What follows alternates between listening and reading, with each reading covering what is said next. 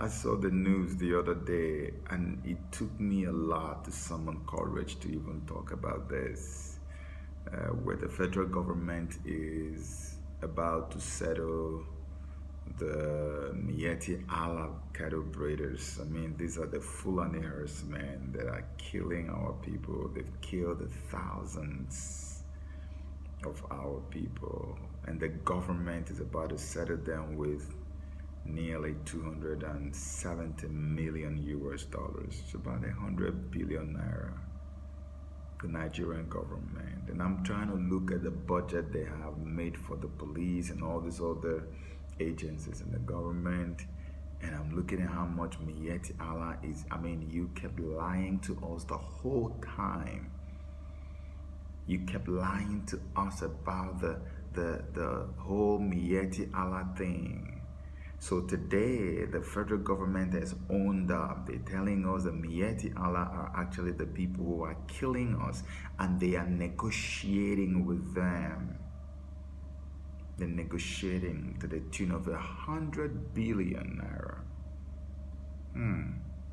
A nation that is suffering, that its citizens are committing suicide in record numbers, is trying to settle the killers with 100 billion. Governor El Rufai of Kaduna State had done something like this before, not once, not twice. And so this 100 billion is the latest. It's now done on a national federal level.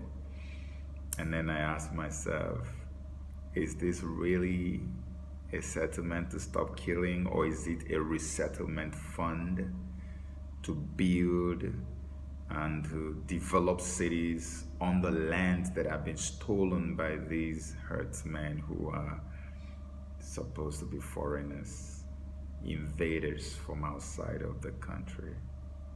All our villages have been run over, from the north to the south to the west and the east, everywhere. I just watched a video of a professor from the University of Ife. He got kidnapped, and eventually they got him out after they paid about 5 million plus in naira. And when he was speaking, he said that all the kidnappers were Fulani herdsmen. This is in Osun State, the ancestral homeland of the Yorubas. I posted a video some time ago about Dr. Hamzat, another Yoruba man in Ogun State who was macheted all over his body. He escaped by the whiskers. The people he was with, most of them were killed. That was in Ogun State. They are in Edo State, in the forest, in the bushes, well armed. These herdsmen are there raping and killing people like there's no tomorrow in the eastern region, in that place you call the South, in the southeast, Middle Belt, Benue, everywhere. And wherever they go, they take over lands. They do as they please, and you can't do anything to them. And yet, the government of the day had the audacity to bring these people to the table, to settle them with money. When my brothers in the Niger Delta are told that they are criminals, when IPOB is told that they are lunatics and criminals and terrorist organizations that should never be discussed. In fact, they were proscribed. But Mieti Allah has got to get some 100 billion to stop killing. You're begging them to stop killing when we have a military and we have police. And I don't understand. I want someone to help me understand. How did we get here? This is what I've been saying. You know, truth be told, I know a lot of people don't want to say it, but I am going to say it. Nigeria has fallen to the caliphate. It's over.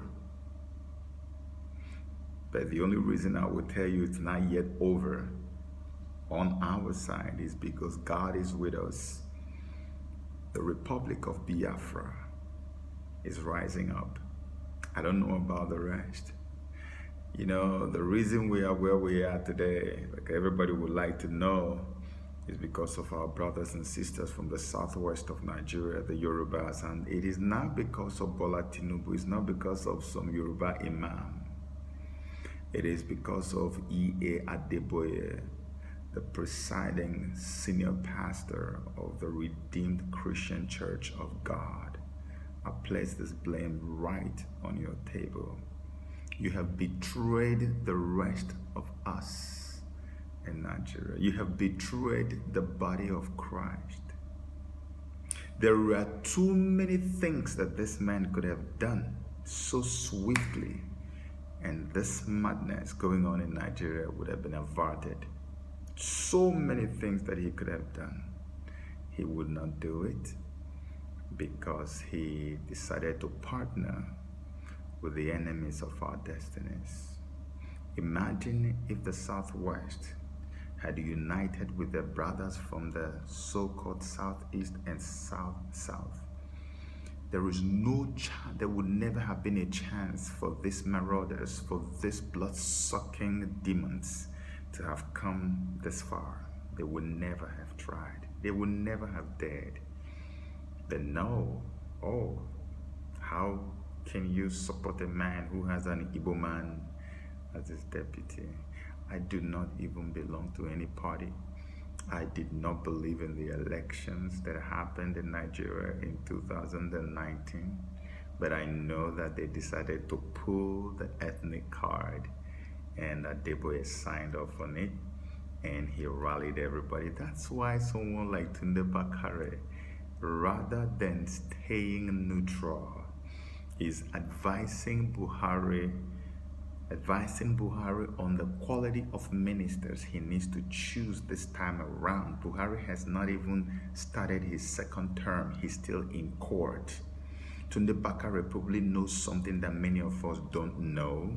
He knows that Buhari is definitely going to come out, emerge victorious from the court, despite all the issues that this election has, which is the reason they go into court. Bakare should have stayed neutral, but he's rather advising Buhari on the quality of ministers he needs to get. This is the man who was covering the entire streets, Occupy Ojota, Occupy Lagos, Save Nigeria group under Jonathan when the economy was super. When Nigeria was experiencing an economic boom, Tunde Bakare would not let us rest. They would not let Jonathan drink and drop the cup. They were all over the place playing their ethnic card. And today, when Nigeria needs Tunde Bakare the most, Tunde Bakare has suddenly lost his voice.